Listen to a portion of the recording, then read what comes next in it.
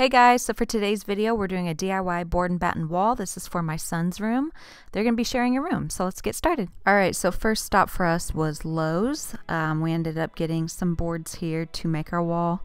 It's honestly so easy. You guys are going to be shocked. Look at that cute little baby. So I'm going to show you up close the boards that we got so I don't mess it up. But we ended up getting 9 of these 1x2 boards that are 8 feet long, and then 2 of the 1x4s that are 6 feet long. So here's the measurements for the wall that we're wanting to do the board and batten wall on. So it's about 135 inches wide and about 96 inches tall. The paint color we chose was by Benjamin Moore and it's called Backwoods.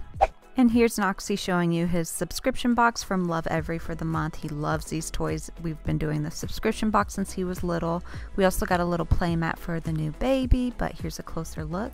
They're non-toxic, they're curated for your baby's age, and they are amazing. So to start this wall, we did use a thicker board at the top, which is the 1x4, and it's 6 feet long. And then we took the other board and we needed to cut it. So here's my husband is just kind of measuring it. And then we took it out to the garage and he didn't want to get out his circular saw. So he's just using a hand saw. Make sure you sand it, make it nice and smooth so there's not any rough edges once you're finished cutting it. Now he's hanging the board back up to make sure it fits, and it does, like a glove. Next we're using our nail gun and 2-inch nails to nail it to the wall. You could always use liquid nails, but do remember that is glue. And now he's measuring from the bottom of the 1x4 all the way down to the trim. We kept our trim. You don't have to. You could always replace it. And he's just marking off on the 1x2s where he needs to cut based on that measurement. And again, he's using a handsaw. Be sure to sand it if you want nice smooth edges.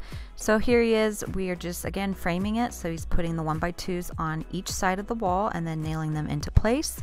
And now we are just measuring in between those 1x2 boards to see how far we need to space everything. So we ended up buying 9 of the 1x2 boards, and we ended up only using 8 because one board was super janky. So yeah, we had to figure that spacing out, but it ended up being about 21 to 22 inches apart for each board. 2 of the boards on the right ended up being super crooked, so we fixed that later before we painted. But now my husband is just caulking everything, all the seams. You need to caulk, smooth it out, make it look nice and beautiful.